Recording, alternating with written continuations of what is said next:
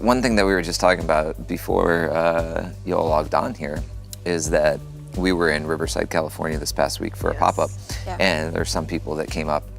I don't want to say some. One person came up to you, Colleen, and said what? Well, which one? Not the one who was upset with you. The other. Not that one. There was somebody upset with Colleen. Yes. Because we'll talk about that later. No. Who said I'm not a part of the family? Oh yeah, she said I'm not part. She said I said how long have you been watching, or how long have you been part of the church? And she was like, oh, I'm not like part of the church. I've just been watching online for 3 years. And I was like, no, you are. You are EFAM. Most definitely. And so it was a nice little conversation. So let's repeat that. Yeah. If you are here, which you are because you're listening right now, and you hear us talk about the family of Elevation Church, that's actually you. That's right. It really is you. We really mean that when we say that. There are so many people, as you can see, the people from around this world that we're inviting and celebrating being here today. That's right. We really mean that you're a part of the family. And we love that you join each and every week. And our goal is to make you feel a part of the family, and not just like you're watching something on the other side of the screen, but that you're a part of what's happening here. And that's a big reason why we do this, is because we know that a message on Sunday is only as good as how you take it throughout your week and apply it in your lives. And so we want to talk about that, and we want to dive into that. Before we do, we always show a little recap, but right before that, let's just take another minute and talk about what's coming up. Oh, yeah. There's a couple things. Quite a lot coming up. Okay, well, I will say, in honor of us just being in Riverside on the West Coast, we also just announced last week Elevation Nights is coming to the West Coast. So we have 3 stops in California. We have a stop in, I think, Portland, Seattle, Vegas. 4 stops in California. 4 stops in California. Arizona. Yeah. Yep. All the information is on elevationworship.com, but we are so excited to go back out and get to worship with you guys and have church with our West Coast EFAM. The people have asked. They have asked. Did we hear you? That's right. We've responded. Michelle, what is coming up for all of the ladies of Elevation Church? Yeah, Michelle dressed the part today. Which I didn't do it intentionally. It was like, Michelle, you can announce Reflect, because we have Reflect in person again, but we also will have it online in September 16th. Yep. So all the women of our church, invite your friends. Like I remember when I was EFAM back in Maryland, we would just like host a watch party in our house. And also on Zoom. So we were inviting people all over. Like I'm from Costa Rica, so I was inviting my friends from Costa Rica and people that they knew. And it was a great opportunity to not watch by ourselves. And it's just amazing just to come together. It's super fun. Super fun. It's great. Love it. That's awesome. Also, like the merch though. Oh yeah. That's why I'm just wearing the jacket. I'm telling you, this was one from 2020. 2020. Yes, that's right. And you see, it's beautiful. It's so girly. What can I say? I saw if Jesus likes the women's merch, you know it's gonna be. Hey, listen, I'm just gonna say, I saw like a little sneak peek somewhere around there. I was like, oh, can I? That's fire. I kind of want to wear this. That's how nice it is. I'm not gonna lie. We'll see what we can do, Jesus. One more before we hop in here. Is our next pop-up. Yes. Coming up in August, and we're going to be in Washington, D.C. The DMV area. That's true. Yes. That is true. The DMV area. They've told we get us, in trouble they when said we say it's not really D.C., it's the DMV area. The DMV area. Yeah. If you're from that area, you know exactly what we're talking about. Right. We're going to be at the Fillmore. You know, I honestly think that the RSVPs are closed. Because so many people have signed up. Which is awesome. But don't let that stop you. Yeah. Listen, if you have real faith, just show up. Just show you up. have real faith. The Fillmore. Join us on the weekend. We'll tell you more about it. There's also information at elevationchurch.online. But hopefully you were with us. I saw somebody say in the chat, I wonder how many times Pastor has said, oh no, this past week. And if you don't know what they're talking about, well, first of all, go and watch the message from this Sunday. Why weren't you with us? And second of all, let's take a look at this to recap what happened on Sunday. Yes. In the Old Testament, God had a temple for his people. In the New Testament, God has a people for his temple. That while they are rebuilding the city, God is rebuilding your soul. God has given you charge over it to develop and defend what God gives you. Talking about doors. I've got to get these doors in place. If I don't get these doors in place, this wall isn't gonna do me any good. It's not the devil, it's the same devil that somebody else isn't giving into. Same devil, but they have doors. But the question is, what are you doing about the attack to make sure that you don't have to fight the devil hand to hand? Nehemiah was like, look, can I come down here? I'm going to these doors real quick. Nehemiah said, look, I have to put the Levites or the praise at the gate. That's what this is about. That's what the attack is about, because he is after your purpose. If the wall isn't built, he doesn't come to wage war. So I want to tell you something you can do. Keep the doors shut while it's dark. That's not the time for you to be alone. He said, make sure not only that they don't open the doors, have them shut the doors and bar them. Are we praying for God to deliver us from devils that he has given us the power to defend ourselves from? It's your door. So good. Such a powerful sermon. Wow. My goodness. Wow. It's your door. It's your door. I believe, let me see, Delilah said, please introduce me. So, Delilah, you are introduced. Welcome. Welcome. Hey, that was an awesome message from Sunday. Let us know in the chat something that stood out to you. We want to highlight a few of the things that maybe God was speaking directly to your heart in that.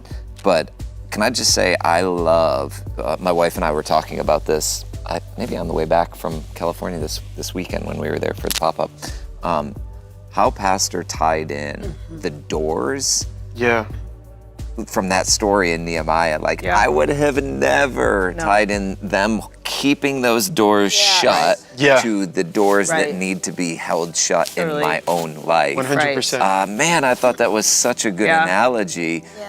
Something I'm sure so many of you have been able to grab a hold of this week with that, because I immediately went to all the areas that I leave the door cracked, like cracked open, and you know. Yeah. And I also, like, this message made me remember last year, Same Devil, New Levels. So you guys remember that message? Oh, yeah. It was very similar, and I don't know, but for me, that was like a breakthrough moment last year. And I was just thinking, when Pastor went upstairs and was in the doors, I was just thinking, who I have holding my doors, because sometimes those people either hold us accountable and direct us to God, but also make us depend on them and project their own insecurity. So it was very challenging for me of, okay, who am I having in my life to take that role? Because if they don't have the same fear of God, chances are high that they will make me dependent in their humanity. And at the end, people come and go all the time. So it's like, it is a very, I would say, like, very high responsibility that we give sometimes to people. And as Chad was saying, like, even like, who am I letting in? 100%. So how do you find those people? Because I think a lot of times, even I would assume that a lot of people joining us are like, that's awesome.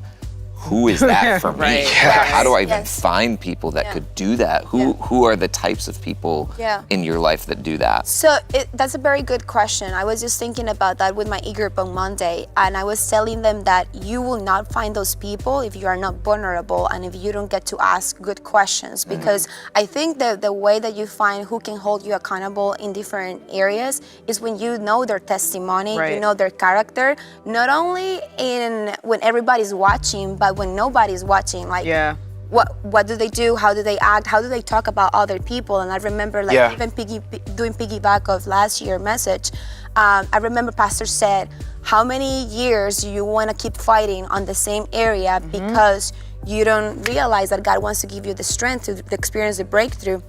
And as an e-group, if you're not in an e-group, join an e-group.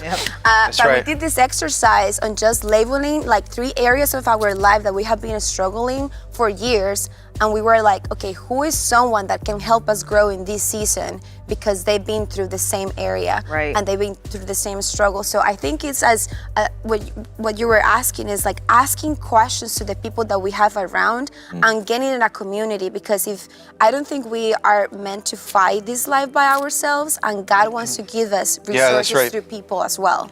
I love that so much, and I think that's part of what made this sermon so great is because, you know, I've heard a lot of sermons about closing doors, you know, but Pastor also spoke about what are you letting in? Who are the people that you're letting in? Right. And he said, if you have a wall but no doors, you can't let anyone or anything in. But if you have a door but no walls, you can let anything in, you know? And I love that because if I'm being honest, I have been on both like extremes. There are seasons of my life where I am just a wall. I let nothing in, like no, like, oh no, you know, it's like nothing. And when you spoke a little bit about accountability, there is no accountability without access. Yes. I'm talking to all the men here. Listen, y'all, you need accountability. You need the right people in your life that you can bring in, people that you can trust. And they're always there. God sends them, like Pastor said, in ways. But also, at the same time, to also know, like, man, what are the things that I'm also saying no to? And so many of you guys have also been sharing all of your takeaways. Eddie put, nothing is vulnerable until it's valuable. Najia on Elevation Plus, this message has been transformative for me. It's so simple, yet so powerful. I've been closing doors all week. I can relate to that so much, Najia. Pastor said, practical strategies for spiritual wars. And that's why we have CoffeeFam. Totally. To talk about some of those practical strategies. I saw Tony put this up there too, but when Pastor said like, your soul is a city, I think like he's great at this in general, but he just gives such good language to things where you're like, oh man, like if I actually think about my soul like that, like what he said, what's the crime rate in your city? Yes. And like, do you have like a poverty in empathy? Do you have a poverty in, you know, all these different areas? And it really kind of made me like think about my soul as a city. Like it just helped put so much perspective on that for me. And I thought it was an incredible like handle to have when you're like doing self-awareness check. And that's the thing he said, he's talking about self-awareness as spiritual warfare, which is like, it's so cool because you're like, it's cool because you're like, I want to think I'm self-aware. But when you like think about it, you're like, am I self-aware? Yes. Right. And it's one of those things where like, how do you get better at self-awareness? But I think even that was like a really helpful framework. That's so good. And I don't think it's easy though, because sometimes like closing those doors means that you're gonna be alone for some seasons. Because sometimes closing those doors is stepping away from certain people. Right. But it's like, that's why we encourage so much like joining an e-group and don't watch it by yourself and those type of things, because as you're stepping away from certain people, that's when God will allow you to meet other people. Totally. And that takes time, and that's okay. Right. Like I can relate to so many, like I moved here to this country not knowing anybody. Right. But if I would have not stepped out of my comfort zone and start like meeting other people, allowing God to bring me the community that I was needing, I would not be here. So sometimes we gotta face those fears in opening those doors, get uncomfortable, like talking to people that you don't know and that you're like, oh, I don't know if this is gonna go. It's the risk of maybe, you experience betrayal, but that doesn't mean that it will always be your story. So you gotta step out of your comfort zone when you want your tribe and you want the right people in your life. Totally. I mean, you saying that, Pastor saying that, I feel like that always speaks to me and hits me because I am typically a closed door type person. I don't let many people in at all. And there's probably deep-seated reasons why, like who's hurt you in the past, you know, like what's happened to you. But what's helpful, even for me, so, you know, I may leave here and be like, oh, that was good stuff, but I'm still like, I'm gonna close. But what's very helpful is hearing people like you, Michelle, talk, and people like Pastor be vulnerable to say, no, like it's that consistent challenge to like, no, you've got to be a little vulnerable to let people in because I'll speak for my family. We're just not like, we're very, what's the word? We're not outgoing. We're introverted. Introverted. Thank you. We're very introverted people, which now my job isn't very introverted. Like, this is what we do. But like you save it for that. That's exactly right. So I'm not quick to then be like, oh no, I want more people around and come in and share. But I know there's so much value in it. Then there's so much value not in letting everybody and anybody in, but even more than like two. Yes. You know? But But what you said, Chad, is so good because I feel like even I am very loud and people might think, oh, she's so extrovert, but I can be very guarded like that and have a defense and kind of know how vulnerable I want to be with certain people.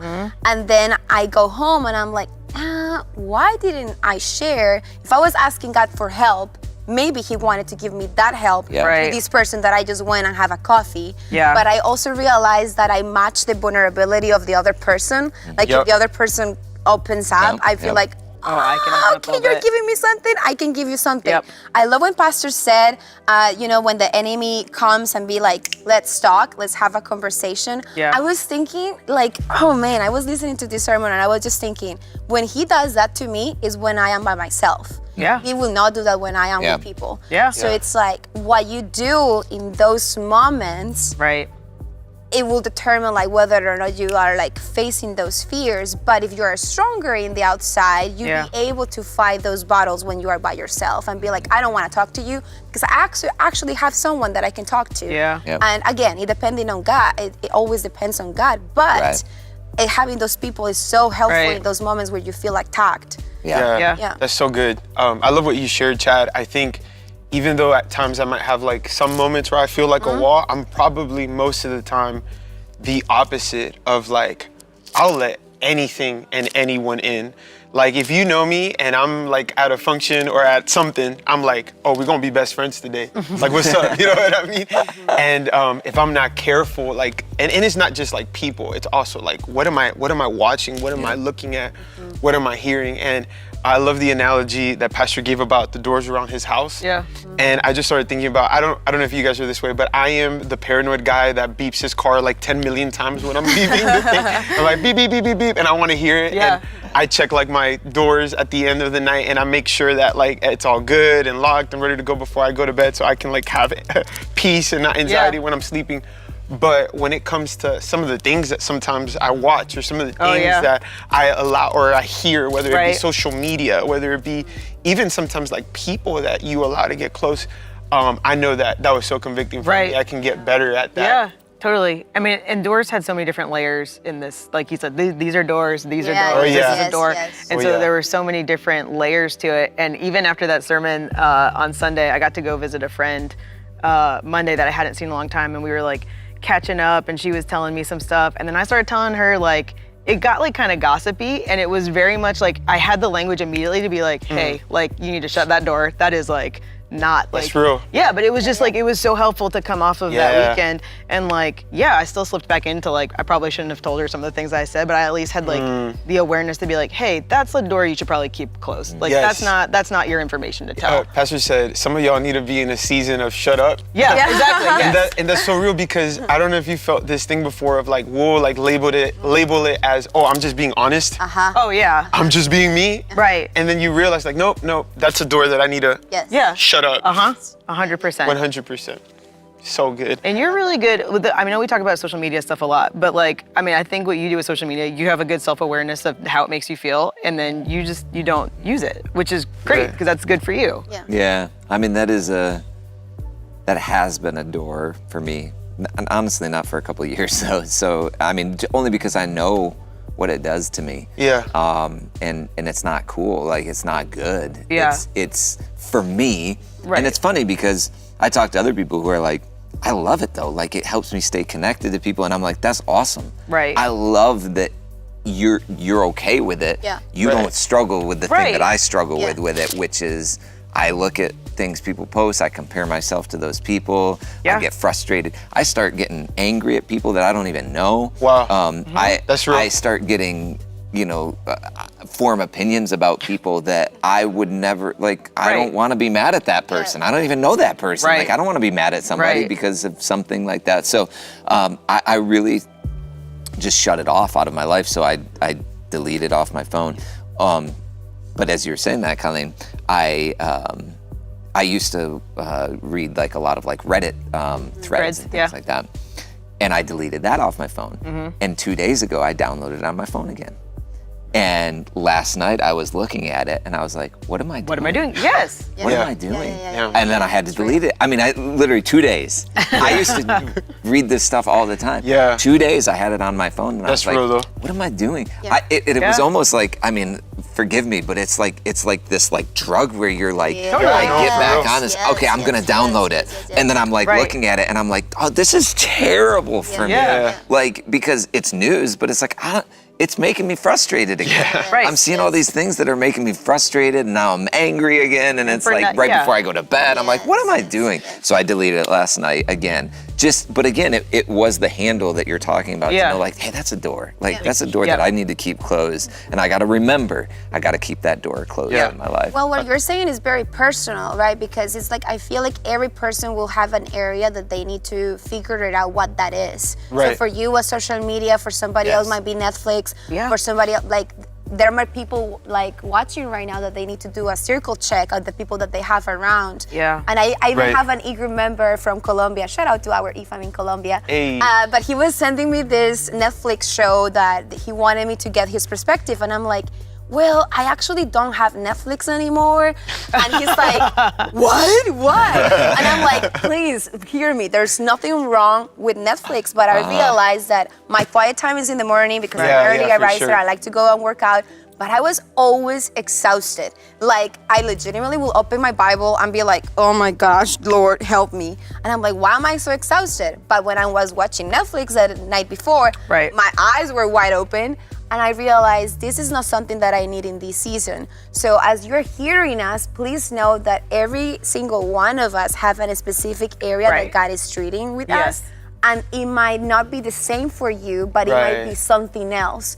And I think that self-awareness of knowing this is my area and I need to do something about it. Because if you don't do something about it, like if you would have said, no, it's just fine, I will keep this up. It's your responsibility. Because as Pastor said, sometimes we are asking God to help us to fight some devils that He has given us the strength to fight them.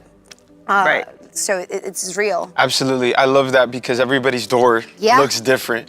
And you need to be able to like bring people in that can also, again, like even talking about accountability, that can call you out on that stuff. You need some friends that will tell you.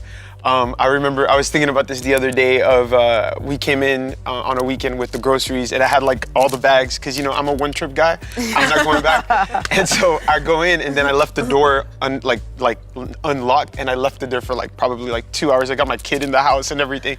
And my wife tells me, she's like, babe, you've left the door unlocked the entire time. I had no idea. And I'm like, man, I need people like that can call me out on some of the doors when they realize, because sometimes you don't know. Being honest, sometimes you get caught up with like work and church even and other things, and you need to allow people, you know, let them in and see, hey, I see something like the door crack, because sometimes it's not even wide open.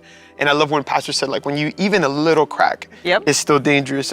Tiffany Rubinas in Elevation Church YouTube said, setting praise at the gate has really equipped me to take on the days I do it. That's great. Need to do better at praising when I don't feel like it, but when I do, God is always faithful and uses me. How have you guys set praise on the gate? You mentioned something about early in the morning, that's your time with God. What do you guys do to set praise at your gate? Yeah, I mean, morning is the same for me. Like, if I wait till the end of the day, I'm a very like distracted person at night, and I don't have a lot of motivation. So if I don't start with it, it usually doesn't happen. And so, but even that's self-awareness and self-discipline that you really have to kind of like figure out what works for you. For sure. And yeah, I've gone in seasons where I like.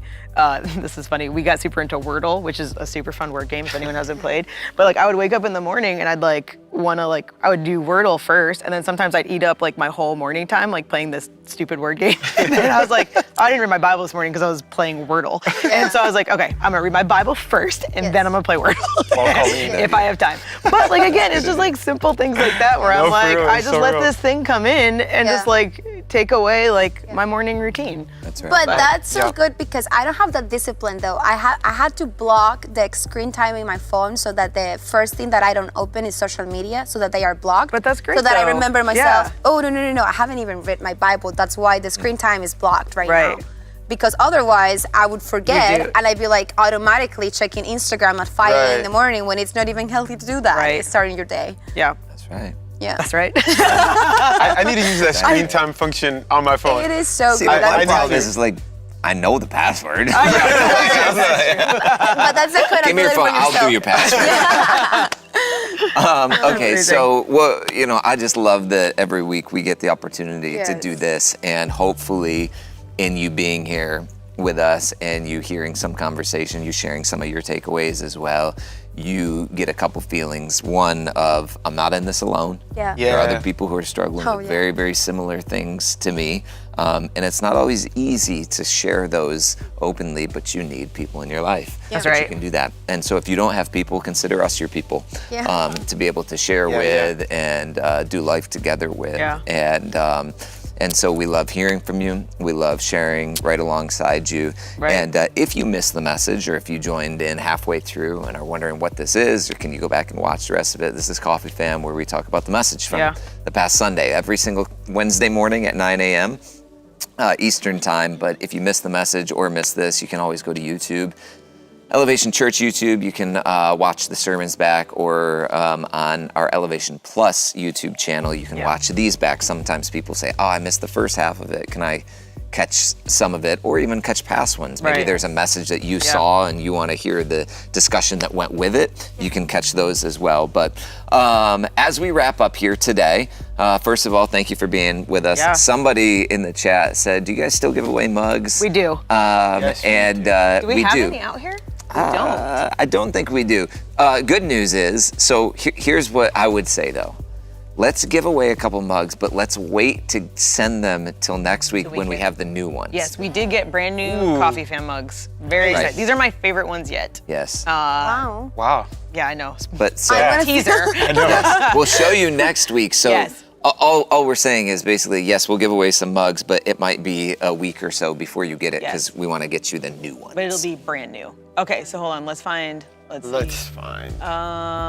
Yvonne on YouTube said, is it okay that I did Coffee Fam first today? I don't know if that means like before your Bible? Yeah, if that was like the first thing you did. I think it's a nice warm up to your Bible reading. I think that's great. And you know what? Just for that, Yvonne, you get a mug. That's good. I love that. Okay, I see Christy Ormond. She just said, I want one. So Christy, I see you. Yes. We'll get you a mug. Mary Rivera, we're sending you a mug. All those hearts saying you would like a mug, please. It paid off.